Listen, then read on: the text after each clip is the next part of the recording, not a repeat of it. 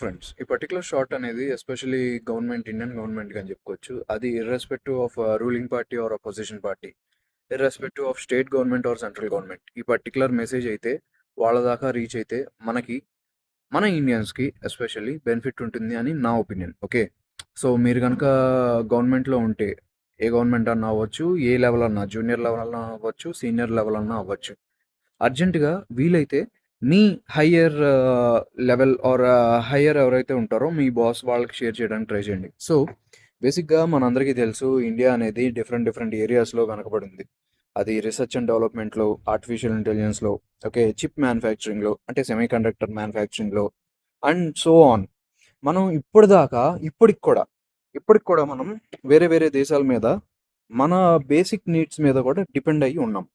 So ఇలా depend అయితే ఏంటి బ్రో ప్రాబ్లం అని మీరు అడగచ్చు. ప్రాబ్లం ప్రస్తుతానికైతే ఏం లేదు. బట్ ఫ్యూచర్‌లో రాకుండా ఉంటుంది అనే గ్యారంటీ మీరు చెప్పలేరు, నేను చెప్పలేను. ఓకే, అందుకు నేను అర్జెంట్‌గా ఈ గవర్నమెంట్ ఏవైతే ఉన్నాయో, గవర్నమెంట్స్ అంటే పార్టీస్ ఏవైతే ఉన్నాయో, పొలిటికల్ పార్టీస్, ఇవన్నీ వాళ్ళు ఆబ్వియస్లీ ఫండింగ్ అనేది చేసుకుంటారు కదా! అంటే పొలిటికల్ క్యాంపెయిన్ ఫండింగ్ అనేది ఉంటుంది కదా!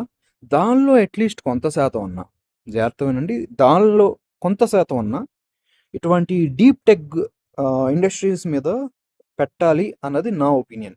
So maybe artificial intelligence or chip manufacturing, chip or semiconductor manufacturing, data centers, okay, ఇంకా రీసెర్చ్ ఓరియంటెడ్ వర్క్, అది ఏ ఫీల్డ్‌లో అన్నా కావచ్చు. అగ్రికల్చరల్‌లో అవ్వచ్చు, ఆర్ మేబీ ఏవియేషన్‌లో అవ్వచ్చు, ఆర్ ఏరోస్పేస్‌లో అవ్వచ్చు. ఓకేనా? ఇట్లాగా ఫండింగ్ చేయగలిగితే వీళ్ళు కొత్తగా కంపెనీస్, మన ఓన్ కంపెనీస్ పుట్టుకొస్తాయి.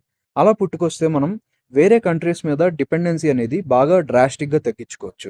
సో దీనివల్ల ఫ్యూచర్‌లో మనకేం బెనిఫిట్ అవుతుంది అంటే, ఫ్యూచర్‌లో మనం అంటే మన ఇండియా యాజ్ ఎ కంట్రీని ఏ కంట్రీ అన్నా బెదిరించడానికి ఉండదు. బెదిరించినా మనం పక్కెళ్ళాడుకో అని చెప్పొచ్చు. ఓకేనా? సో దీనికి ఎగ్జాంపుల్ మనం చైనా నుండి నేర్చుకోవాలని చెప్పొచ్చు.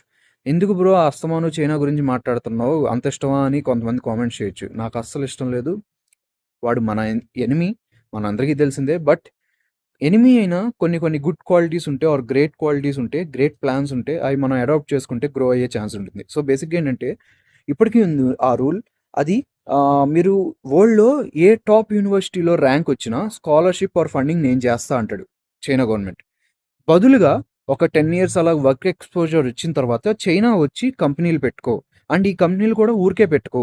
అమెరికాలో ఉంటే అమెరికాలో ఉన్నంత సాలరీ ప్రొవైడ్ చేస్తాను. ఈ రకంగా చెప్తారు. అందుకనే మనకి పెద్ద కంపెనీలొచ్చాయి. ఓకే. Thanks for watching.